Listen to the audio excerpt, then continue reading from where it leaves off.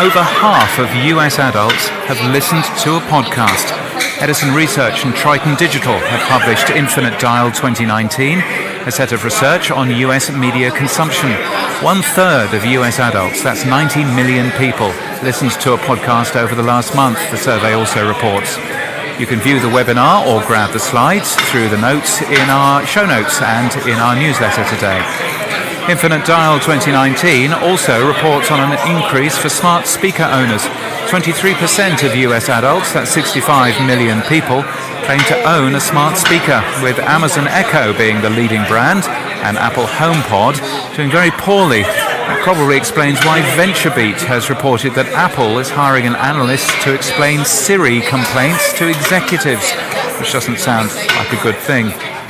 More shows and a third room have been added to Podcast Live Politics, the live politics event in London in April. It's a live podcast event, and new shows includes titles from the BBC, Sky News, ITV News and The New European.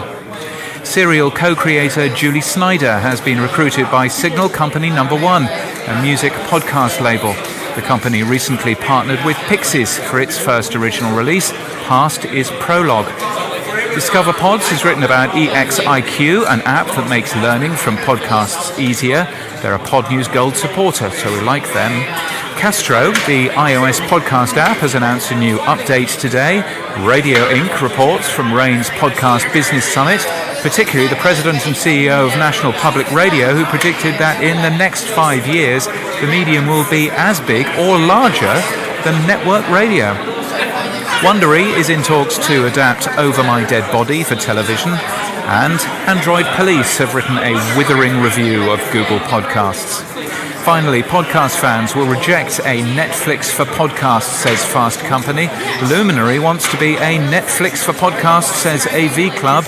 And both Nick Quah and Will Williams are getting a bit tired of the phrase Netflix for podcasts. Well, us too.